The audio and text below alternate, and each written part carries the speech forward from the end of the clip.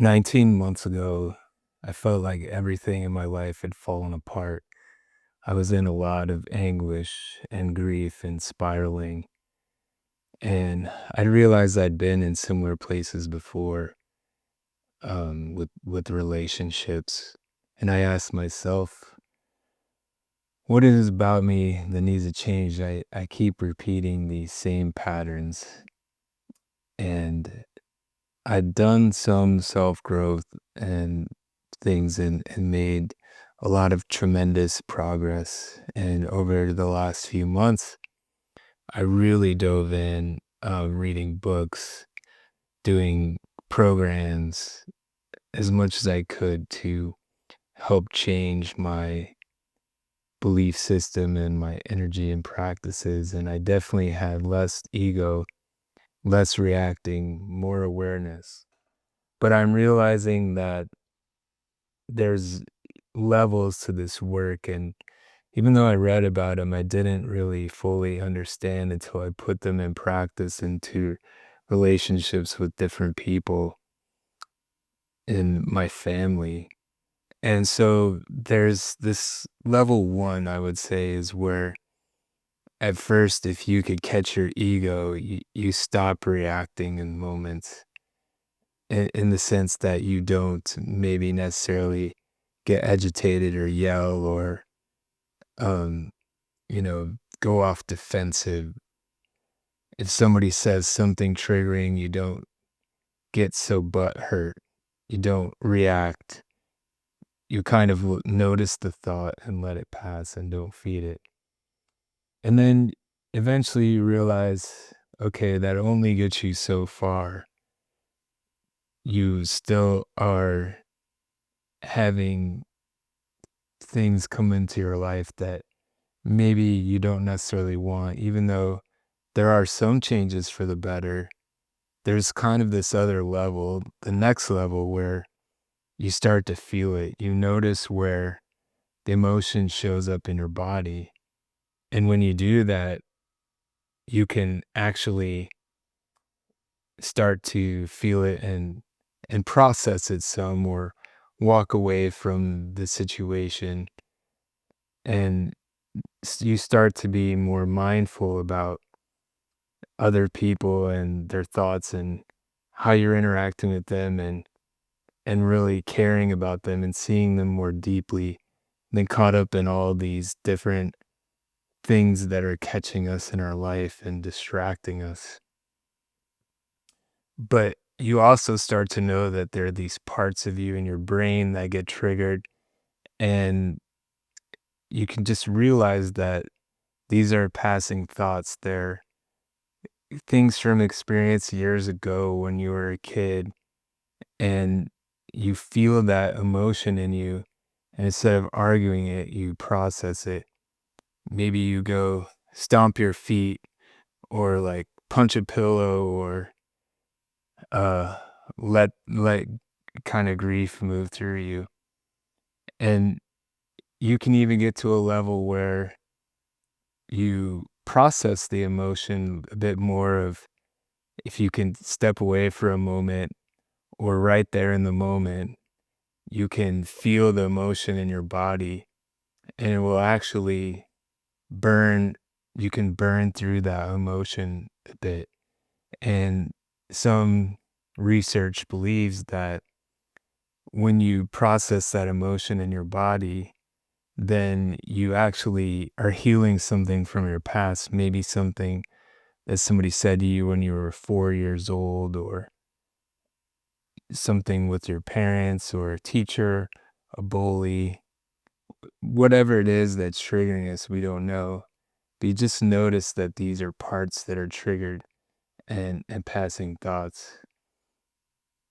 But then there's a next level that's something deeper, and this has been changing everything for me lately, and something that I just come to realize after all this. And I understand not beating myself up for it. We grow, right? But the mind doesn't experience reality.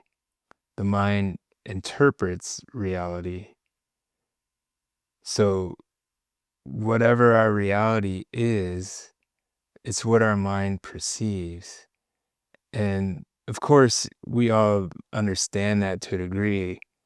It's why two people can experience the same exact event completely differently, police reports and things like that. So if you believe that there's a soul or something in you or heart or some kind of deeper presence, whatever you want to call it, um, you could say God or the universe in you.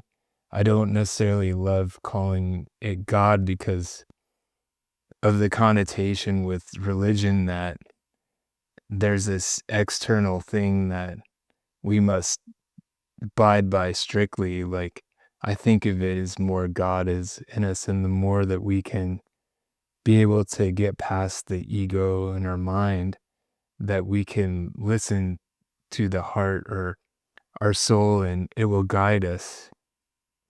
So the quieter our mind goes, the more we can hear that deeper part. And then if you think of your mind just as a tool, that it's just another organ of the body, but your essence is your soul. So the mind isn't your master, it's a tool. And your heart, your soul, your essence, I like to think of it as the heart, provides a direction. So your heart is the vision and your mind executes that plan. And so when you can really notice that is when you are in the groove, right? When your heart starts to uh, kind of glow or there's something fun about what you're doing and you get into the zone and you don't even notice time or space. It's all just you being connected with that soul and executing. So one of the ways that we can really do this in relationships and people is by bringing the energy back into the body. So when we're present, we're bringing that energy into ourselves.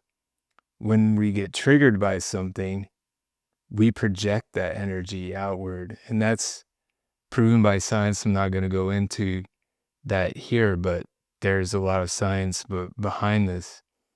And whatever you call it, energy, nervous systems, something spiritual, mystical, the reality, it's that people can feel what we're carrying and what we're projecting. And I'll give you an example because we all know these things. For me, it's like when an authority figure, maybe like a politician or something, walks into a room and like sometimes they, I think what we interpret as power is actually just great fear. And how I think of it is I've been in meetings and you're sitting there, maybe your back turned to a door, and you can feel a presence come in and it feels heavy. And you're like, what changed? And you're like, oh, that person walked into the room, right? And I believe what you're actually feeling now that I've done more work in this area is you're feeling their energy protruding from your body.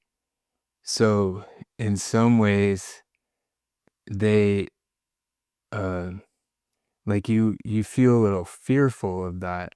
You feel a little unsafe because that energy is coming into you. Whereas somebody that's magnetic, that's done a lot of work, change their energy, you'll feel that energy come back into their body and they attract you. And when they're in the zone with you, you feel safe with them. You're drawn to their magnet and they are connecting deeply with you. So that's how relationships work a lot of times, right? Old fears get activated. A part of us says, this is just like it was when I was 4 years old. I'm going to protect you. And it's not bad. It's just a part that's trying to keep us safe. So really, one other thing to think about is how our mind interprets a lot of things as problems, but they're just really interpretations of the mind. They're judgment, conditioning, things that we got planted in us, the limiting beliefs, and they make us think this other person is the problem, right? That these are external things. But the actual reality is that's just your mind, how your mind has perceived it and its conditioned. So the more that you can feel these emotions come up and these judgments and process them, the more open your heart is and the more connected you feel to the people around you and the more magnetic you come. What I wasn't really grasping is that part about the problems and the negativity.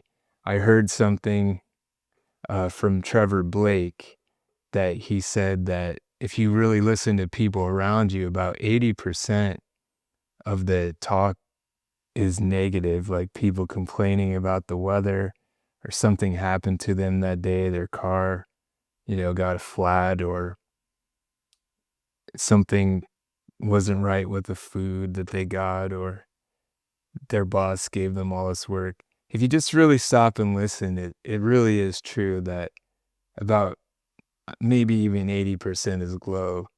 Just everyone talking around you tends to talk about problems, and I think it kind of makes sense in a way because people, if you don't have problems, like, what do you talk about? Oh, what a wonderful day. Everything is happy. So so I get it a little bit, but I do think by just recognizing those as thoughts and not judgments, it really changes our relationships with people. And so connecting heart to heart doesn't mean you become a doormat. Your boundaries still matter. Your safety matters. But when you connect someone from the heart instead of fear, they feel it. They're going to feel calmer. They're not going to react the same way to you. And if they do, obviously take the safe approach in that and use your intuition, but also recognize that 90% of the time it's a two-way street. You're projecting something out that is making another person feel unsafe. And when we become calm and peaceful, there's something magnetic about our presence. So notice the thoughts, let them pass, stay with the sensation in your body, let the energy move through you instead of pushing away, pushing out to other people. When our emotions get fully processed, the old trauma loses that grip. Life happens. We become more peaceful. And that particular wound doesn't have the same control over you anymore. So think of it kind of maybe like a video game. I'm going to get a little bit mystical here. That you're an avatar in a video game. You have your identity that your name, your history, your personality. That's the avatar. But the real you, your soul, your essence, is the one holding the controller, playing the game. So when you remember that, you stop taking every thought so personally. You can step back and say, I'm just the observer. This is my mind tricking me or remembering subconsciously all these things from the past. And then, of course, there's the other mystical possibility here that maybe we're all expressions of the same consciousness from people. We're all connected. There's a concept of the monad or just of many different religions, like we're all part of God. We're all the same stardust. And then there are these infinite realities, these infinite games that we're playing, and we can connect to these different realities as are you. So the reality that you want already exists. It's just being able to connect to it And when we connect, where we connect to it is by not getting distracted by the thoughts in our mind and connecting to the heart and soul. That's really helped me. So, on that part of the deeper purpose, when I feel my heart is leading, that the mind is executing, when you're in the zone, doing what you love, it really lights up your heart and you lose track of time and sense. And to me, that's purpose. And what we're trying to get to, I believe, and I've had a different perspective on this now, is not really happiness, because happiness or unhappiness itself is kind of a judgment. It's more about peace, because your happiness can come and go in life, but when you are in the present moment, you have peace. Uh, you know, you could just, if you're just sitting somewhere right now, just think for a moment, what is my problem right now at this very moment? And there is no problem, right? Because you're just at peace, you're just observing. And that doesn't mean relationships can't bring you enjoyment, that success can't bring you enjoyment, or experiences, food, sex, relationships, whatever they are, can't bring you enjoyment. But those experiences don't make the avatar whole. Your ego is always going to want more and more and more. It's when you're present in that moment, really connecting with someone, that's where the peace is. And that's where the magic in life happens.